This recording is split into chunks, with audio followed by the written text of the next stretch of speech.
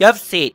안녕하세요, 엽투입니다. 오늘 새벽 2시에 10월 애플 이벤트가 발표되었죠. 애플 특유의 감성에 레트로한 분위기를 잘 섞은 영상들로 구성되어 상당히 인상적이었는데, 특히나 이번 이벤트의 시작을 알렸던 차고지 시절의 애플을 연상나게 했던 영상은 꼭 스티븐 잡스를 기르는 것 같아 꽤나 여운이 길었습니다. 물론 각종 애플 기기들의 효과음을 믹싱하여 만든 음원도 매우 인상적이었고요. 여하튼 오늘은 10월 애플 이벤트에서 발표된 친구들을 빠르게 정리해보는 시간을 준비해보았는데요. 그럼 가시죠.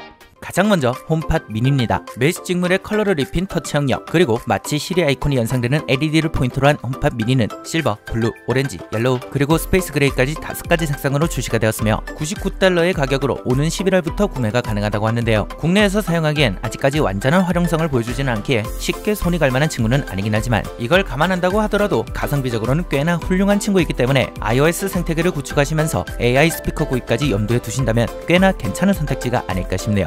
다음으로 에어팟 3세대입니다. 참 지금까지 말도 많고 탈도 많았던 에어팟 3세대는 기존에 유출된 것과 동일하게 에어팟 프로의 디자인에 오픈형을 채택한 모습이었는데요. 에어팟 프로와 동일하게 포스 센서를 적용, 보다 직관적으로 컨트롤하는 것이 가능해졌으며, 애플이 새롭게 커스터마이징한 저해곡 드라이버를 탑재, 보다 강력한 저음과 선명하고 깨끗한 고음을 들려준다고 합니다. 이에 에어팟 프로처럼 적응형 EQ를 지원, 다양한 귀 모양에 따라 의도와는 다르게 소리가 들리는 것을 최소화시켰다며, 기존에 유출된 대로 공간 음향 기능도 물론 탑재가 되었다고 하네요. 유선 충전과 무선 충전을 분리해서 판매했던 2세대와는 달리 기본으로 무선 충전을 지원, 맥세이프 액세서리들을 통한 무선 충전이 가능하다고 하며, 배터리 타임 또한 향상, 최대 6시간 사용이 가능하다고 하는데, 여기에 급속 충전 기능을 탑재, 5분 충전으로 1시간 동안 사용이 가능하다고 합니다. 케이스에 배터리까지 포함한다면 최대 30시간의 플레이 타임을 확보할 수 있다고 하네요. 정말 아쉽게도 액티브 노이즈 캔슬링 기능은 결국 탑재가 되질 않았다고 하는데, 이 친구보다 저렴한 비츠 스튜디오 버즈가 노이즈 캔슬링 기능을 지원한다는 걸 생각해보면 이 부분은 조금 실망스럽지 않나 하는 생각이 듭니다. 가격은 국내 기준으로 249,000원이며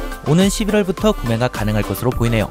마지막으로 이번 이벤트의 메인 히어로이자 동시에 메인 빌런인 신형 맥북 프로입니다. M1 칩셋의 성공을 크게 알리며 발표를 시작한 신형 맥북 프로 라인업은 기존에 유출된 대로 14인치형과 16인치형 두 가지 모델로 출시된다고 하는데요. 칩셋은 지금까지 네이밍으로 거론되어 왔던 M1X가 아닌 M1 프로와 M1 맥스로 나뉜다고 합니다. M1 프로는 고성능 코어 8개, 고효율 코어 2개, 총 10개의 코어로 구성된 CPU와 총 16개의 코어로 구성된 GPU를 가진다고 하는데, 5나노미터 공정으로 생산, 337억 개의 트랜지스터를 탑재했다고 하며, 지금까지의 CPU와 GPU의 구조와는 달리 독자적인 설계를 적용, 최대 200GB/s의 메모리 대역폭을 보여준다고 합니다. M1 맥스는 M1 프로와 동일한 C코어 CPU 구성에 32코어 GPU 설계가 적용되었다고 하는데, 5나노 공정은 동일 570억 개의 트랜지스터가 탑재되었다고 하며, 최대 64GB의 메모리 탑재를 지원, 대역폭은 무려 400GB/s라고 하네요. 성능은 M1 프로의 경우 전작인 M1 대비 70%가량 향상되었다고 하며, M1 맥스의 경우 무려 4배 더 강력한 GPU 성능을 보여준다고 합니다. 성능도 성능이지만 무엇보다 충격적인 건 이 모든 걸 기존 외장 그래픽 탑재형 랩탑의 70% 정도밖에 되지 않는 전력으로 가능하게 했다는 거.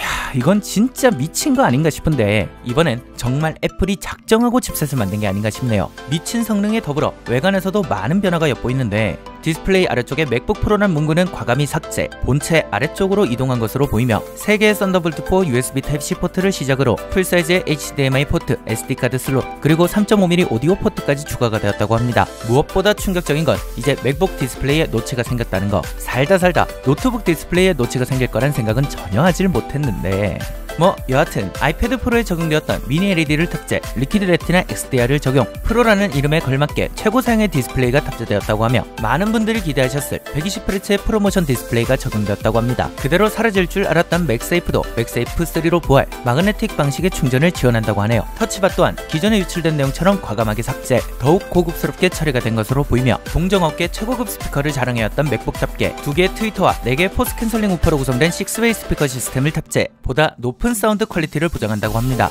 3개의 스튜디오급 마이크도 물론 탑재되어 있고요. 이 모든 구성을 가지고도 가격은 14인치형의 경우 269만원부터 16인치형의 경우 336만원부터라고 하는데, 또 한바탕 대란이 일어날 것 같다는 불길한 예감이 스물스물 올라오네요. 물론 가장 낮은 등급의 모델의 경우 기존의 아이맥이나 맥북 라인업들처럼 수율이 애매한, 그러니까 일부 코어가 동작하지 않는 칩셋이 탑재된 친구이긴 합니다만, 그걸 감안한다 치더라도 성능상 모자람을 느끼기 힘들 가능성이 크기에 최하위 모델을 구입하시게 되더라도 만족도가 크지 않을까 하는 생각이 듭니다.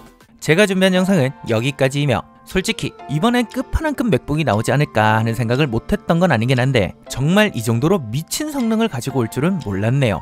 물론 현재 전 세계적으로 반도체 수급 문제가 너무 심한 상황이기에 실 제품을 얼마나 많은 분들이 만나볼 수 있을까 하는 걱정이 앞서긴 합니다. 제품과 관련된 질문과 의견은 아래에 댓글로 남겨주시면 제가 아는 한 최대한 답변 드리도록 하고 저는 또 맛있고 유익한 영상으로 돌아오도록 하겠습니다. 또 봬요.